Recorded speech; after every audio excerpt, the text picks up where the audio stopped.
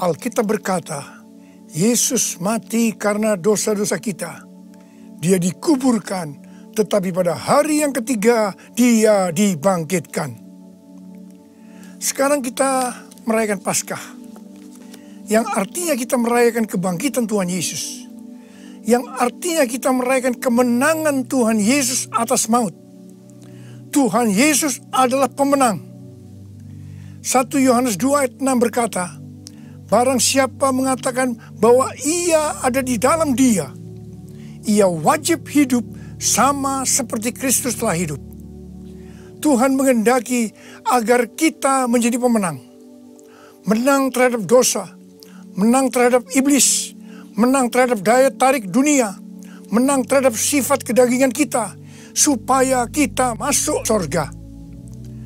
Karena Tuhan Yesus bangkit, maka kuasa kebangkitannya akan memampukan kita menjadi pemenang.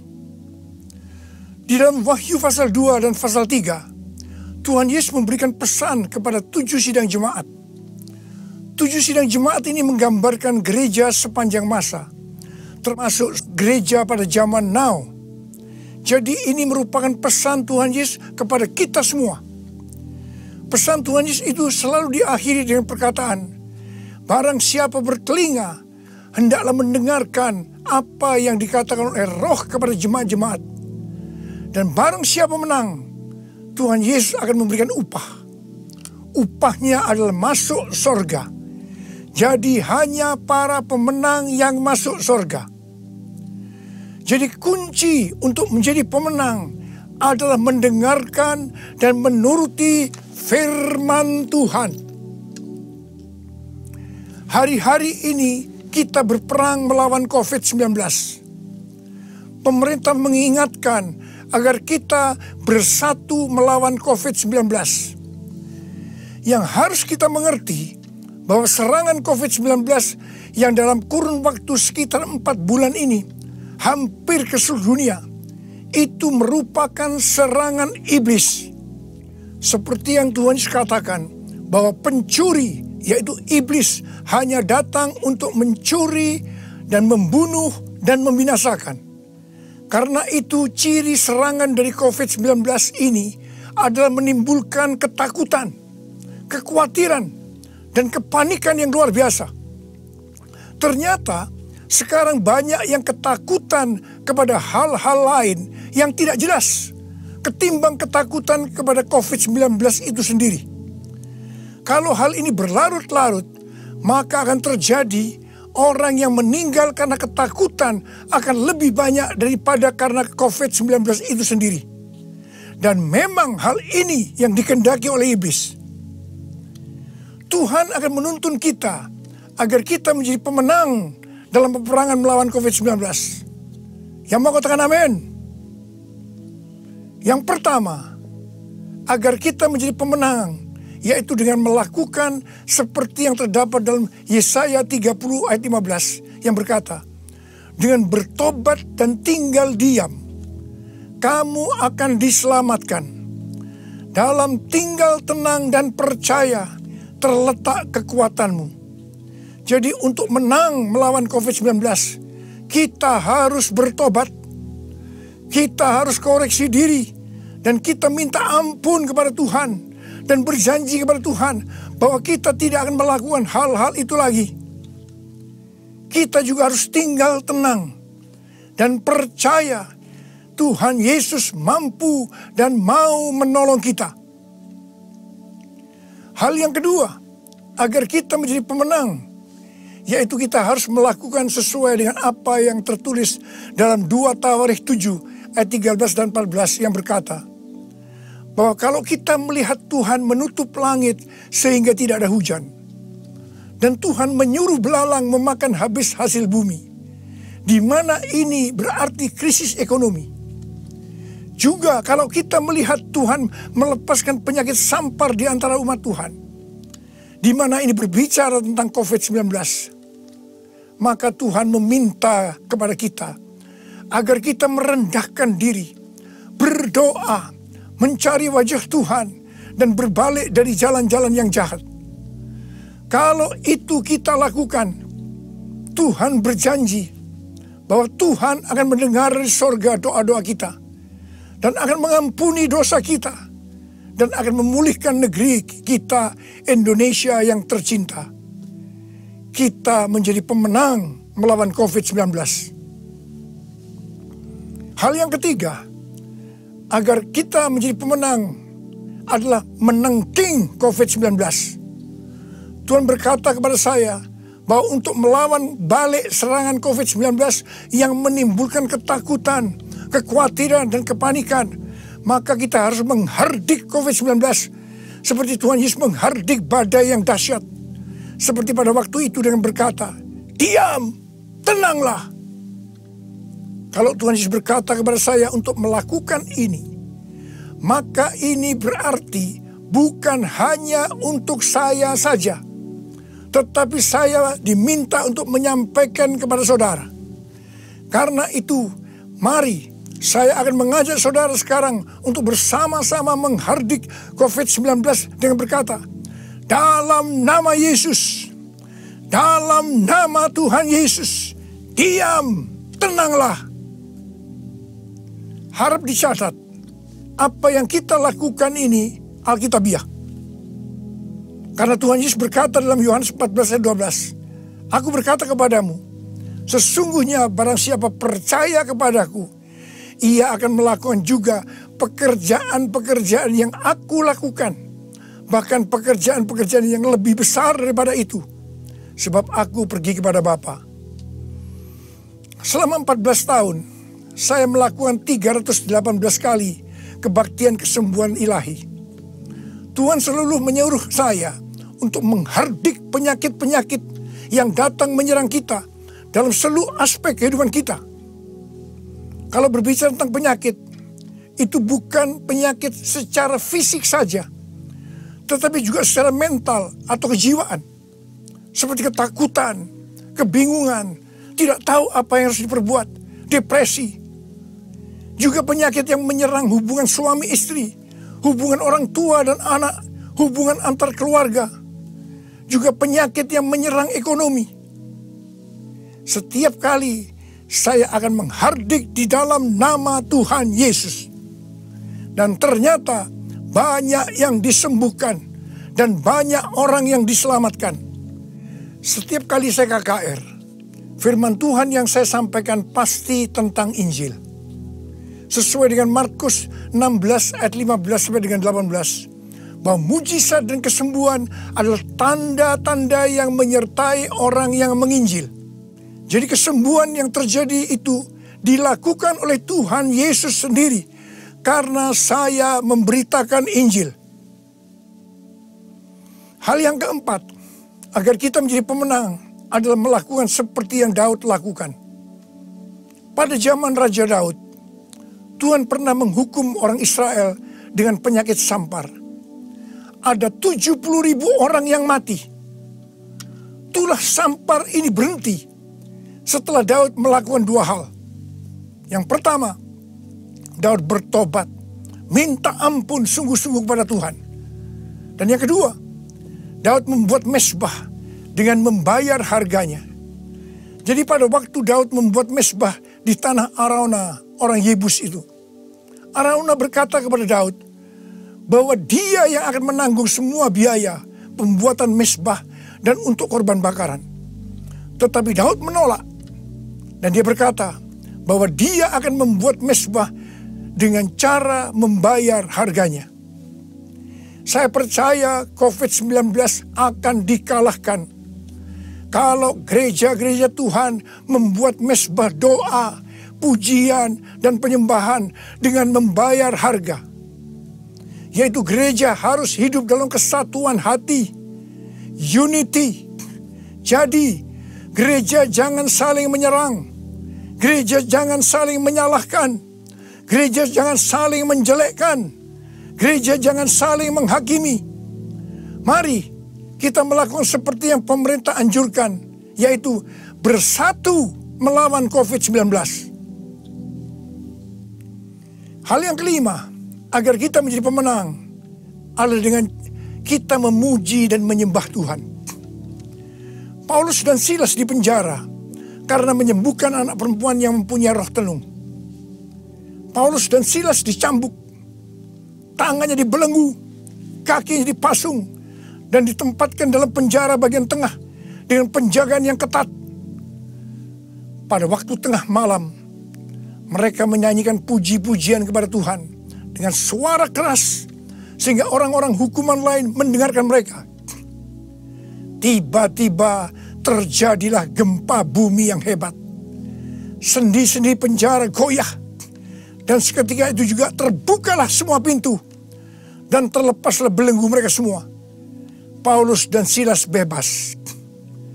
Mungkin ada di antara saudara yang terbelenggu, terpasung oleh ketakutan, kekhawatiran, kepanikan karena pandemi COVID-19. Saudara harus banyak memuji dan menyembah Tuhan, seperti yang dilakukan oleh Paulus dan Silas. Paulus dan Silas melakukan apa yang disebut dengan korban pujian atau korban ucapan syukur. Sesuai dengan 1 Tesalonika 5 ayat 18. Maka kita harus mengucap syukur di dalam segala hal, yang berarti baik enak maupun tidak enak. Karena itulah yang dikehendaki Allah dalam Kristus Yesus bagi kita. Untuk melakukan korban pujian atau korban ucapan syukur itu tidak gampang. Kita perlu belajar dari Daud, seperti yang Daud lakukan dalam Mazmur 103 ayat 1 yang berkata, "Pujilah Tuhan, hai jiwaku. Pujilah namanya yang kudus, hai segenap batinku." Itu artinya kita memerintahkan kepada jiwa kita untuk memuji Tuhan. Terus perintahkan, meskipun itu terasa berat, sampai kita bisa memuji Tuhan. Dan saudara akan menang melawan COVID-19. Saudara juga bisa menyanyikan lagu, "Hati yang gembira adalah obat yang manjur." Ada banyak ayat dalam Alkitab yang mengatakan bahwa kita harus bersuka cita. Kita harus bergembira. 1 Tesalonika 5 ayat 16 berkata, "Bersuka citalah senantiasa." Hati yang bersuka cita, hati yang gembira adalah obat yang manjur untuk melawan COVID-19. Hal yang keenam, agar kita menjadi pemenang adalah dengan cara menabur. Pada waktu masa kelaparan, Tuhan berkata kepada Ishak, "Jangan pergi ke Mesir, diamlah di negeri yang kutunjukkan kepadamu." Dan Ishak tinggal di Gerar. Mesir berbicara tentang cara-cara lama. Di dalam menghadapi kelaparan, Tuhan berkata kepada Ishak, "Jangan pakai cara-cara lama, tapi harus pakai cara Tuhan." Setelah itu, apa yang Ishak lakukan? Pada tahun itu juga, yang berarti pada masa kelaparan, Ishak menabur. Saya percaya ini suatu tindakan yang tidak gampang untuk dilakukan. Karena benih yang ditabur adalah persediaan untuk mereka makan. Tetapi Ishak pakai itu sebagai benih untuk ditabur. Karena Ishak melakukan apa yang Tuhan kehendaki, maka dikatakan Tuhan memberkati Ishak. Sehingga pada tahun itu juga Ishak mendapatkan hasil 100 kali lipat. Ishak menjadi kaya, bahkan kian lama kian kaya, sehingga ia menjadi sangat kaya. Hari-hari ini kita berada dalam krisis ekonomi sebagai dampak dari pandemi COVID-19. Justru pada waktu krisis ekonomi ini, kita perlu bersama-sama bersatu, menabur untuk menjadi berkat bagi sesama, seperti mengadakan bakti sosial, menyediakan APD bagi tenaga medis, dan lain-lain. Saya percaya ini yang dikehendaki oleh Tuhan. Dan saya percaya seperti Tuhan memberkati Ishak, saudara juga akan diberkati dalam krisis ekonomi ini. Berarti saudara menang atas dampak yang diakibatkan oleh COVID-19, yaitu krisis ekonomi. Hal yang ketujuh, agar kita menjadi pemenang adalah melakukan seperti yang terdapat dalam Yesaya 26 ayat 20 yang berkata, "Mari bangsaku, masuklah ke dalam kamarmu, tutuplah pintumu sesudah engkau masuk. Bersembunyilah barang sesaat lamanya sampai amarah itu berlalu. Jadi, di rumah saja itu bukan merupakan kekalahan terhadap COVID-19, tetapi justru ini merupakan kunci kemenangan. Amsal 22 ayat 3 berkata, kalau orang bijak melihat malapetaka, bersembunyilah ia.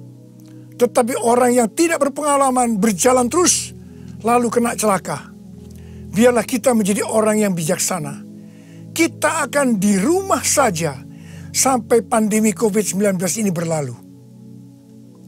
Hal yang ke-8, agar kita menjadi pemenang, yaitu dengan cara kita berdoa agar nubuatan para nabi untuk COVID-19 ini digenapi. Seperti yang ditulis dalam charismanews.com, yaitu pada bulan September 2019, Chuck Pierce bernubuat bahwa bangsa-bangsa akan mengalami kekacauan sampai Paskah 8 sampai 16 April. Tolong perhatikan tanggalnya. Tanggal 26 Januari 2020, Chuck Pierce kembali bernubuat bahwa ada suatu wabah yang besar datang menyerbu, di mana ini untuk menguji kita sampai Paskah. Banyak nabi yang menafsirkan bahwa COVID-19 ini akan selesai pada waktu Paskah atau trennya menurun mulai Paskah. Mungkin tidak semua orang akan percaya terhadap nubuatan ini, tetapi kita tidak boleh menghakimi nubuatan disampaikan oleh nabi itu, sebab itu urusannya dengan Tuhan sendiri. Yang paling penting yang harus kita lakukan adalah berdoa agar nubuatan itu digenapi. Karena saya percaya hampir semua kita menghendaki agar badai pandemi COVID-19 ini berakhir. Saya memperoleh data dari pelbagai sumber media yang dipercaya mengenai kasus-kasus infeksi baru harian dari COVID-19 mulai dari tanggal 6 sampai 12 April 2020. Yang pertama, negara Spanyol, Jerman, Swedia, Iran, Vietnam, New Zealand, Australia, trennya menurun. Haleluya. Yang kedua, Denmark melonggarkan lockdown dan sebagian sekolah akan dibuka pada tanggal 15 April 2020. Penerbangan domestik di Vietnam akan dimulai dioperasikan tanggal 16 April 2020. Yang ketiga, yang paling menarik dikatakan Wuhan, long time no see. Yang artinya lockdown di Wuhan dicabut pada tanggal 8 April 2020. Ini berarti pandemi COVID-19 di Wuhan sudah selesai. Dengan melihat data ini, kita pasti akan bisa mengatakan bahwa nubuatan dari Chuck Pierce digenapi. Amin. Hal yang ke-9, agar kita menjadi pemenang, adalah perkatakan Mazmur 91. Seperti yang Rasul Paulus katakan, karena aku percaya, maka aku berkata-kata. Karena itu kita yang percaya janji Tuhan dalam Mazmur 91, kita akan perkatakan setiap hari. Janji Tuhan dalam Mazmur 91 ditujukan kepada orang-orang yang hatinya melekat kepada Tuhan. Terhadap orang yang hatinya melekat kepada Tuhan, Tuhan berkata, engkau jangan takut terhadap kedahsyatan malam, terhadap panah yang terbang di waktu siang, terhadap penyakit yang sampar yang berjalan di dalam gelap, terhadap penyakit menular yang mengamuk di waktu petang. Walau 1000 orang rebah di sisimu dan 10.000 di sebelah kananmu, tetapi itu tidak akan menimpamu. Saudara, saya mau berdoa buat saudara. Bangkit, jadilah pemenang. Mari angkat tangan saudara. Saya mau berdoa buat saudara. Oh, ini pesan Paskah yang kau berikan kepada kami, Tuhan. Terima kasih, Paskah di mana engkau bangkit menang terhadap maut Demikian Kau menghendaki kami keluar sebagai pemenang ya Tuhan. Bapa, hamba berdoa buat anak-anak-Mu semua. Biar kami semua boleh bangkit dan jadi pemenang. Termasuk menang terhadap COVID-19. Bapa, jagalah anak-anak-Mu. Sertai Tuhan anak-anak-Mu. Sembuhkan mereka yang sakit Tuhan. Sembuhkan mereka. Sembuh dalam nama Yesus. Sembuh. Terima kesembuhan dalam nama Yesus. Dalam nama Yesus. Sembuh. Amin.